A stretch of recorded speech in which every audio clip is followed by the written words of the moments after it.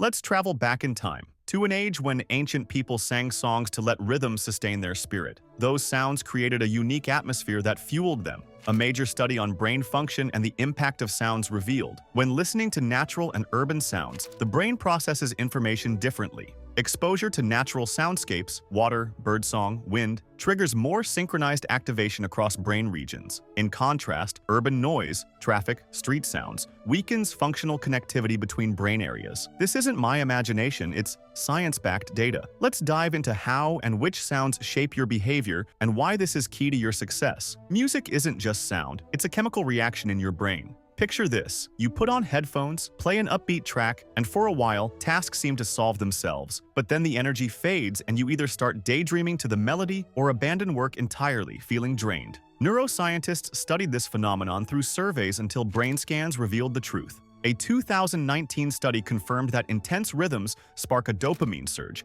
but prolonged exposure desensitizes the brain. Participants reported fatigue and reduced interest in tasks. This isn't just a habit, it's a neurochemical trap where external stimuli begin to dominate you, harming your productivity and, ultimately, self-discipline. When you play music, evolution rewards your brain, as dopamine once spurred action. You hear an energizing rhythm, and your brain's neurochemistry screams, "This is a signal, move," releasing even more dopamine, which sustains focus and pace. A 2020 study showed that auditory stimulation, like classical music, significantly activated the brain's dopamine and serotonin systems, boosting productivity and creativity. Yet, even classical music, when overdone, overloads the brain, shifting it into standby mode and craving new sounds. Modern music, however, is artificial, far from natural. A major study confirms that excessive dopamine system activation suppresses dopamine receptors, causing subjects to lose interest in other activities. This research confidently states that listening to music can be as addictive as food or drugs. Most critically, repeated doses of music as a drug impair brain networks essential for self-regulation,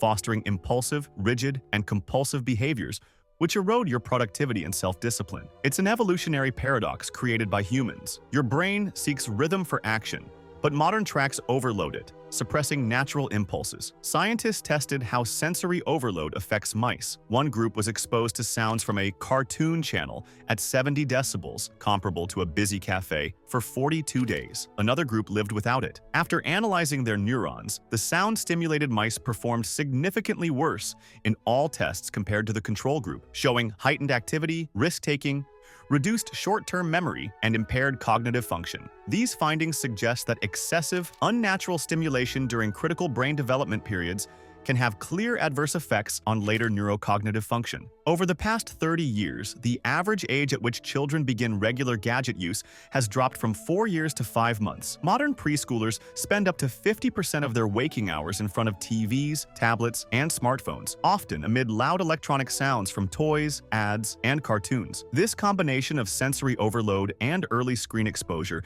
impairs neuroplasticity, reducing activity in the frontal lobes responsible for willpower, self-control, and decision-making. The result? Lower motivation, a tendency to procrastinate, and dependence on social media. Sad, isn't it? But I'll tell you, it's not all doom and gloom. This can be fixed. Choose music that synchronizes your brain. Classics like Bach, ambient, or nature sounds. A 2024 study shows that music with steady rhythms, such as classical or natural sounds, promotes neural synchronization, enhancing focus and productivity. It's also crucial to take breaks from music and embrace complete silence. It's ideal and even boosts creativity, as studies confirm. If you can, abstain from music for just 3 days. It'll reset your brain's dopamine neurochemistry, unlocking potential you didn't know you had. You might feel irritable or crave something sweet as you've removed an easy stimulus, and your brain demands a hit, screaming, "Give me more!" If you avoid feeding it cheap dopamine, your dopamine receptors will gradually regain sensitivity. This means you'll start finding joy in things that once seemed boring, allowing you to harness this state for self-improvement, learning, and building positive habits, ultimately transforming your life. So, what do we have? Music and sounds can be your greatest allies or your worst enemies. Mindful use puts you back in control of your brain's neurochemistry and ultimately yourself. Don't let hyper-stimulating music rule you. Now you know exactly what kind of music we're talking about. A major study in the Journal of Experimental Physiology confirms that managing your sound environment improves self-control and boosts productivity across all areas of life. Share in the comments what music works best for you. It'll help others. All the best and good luck.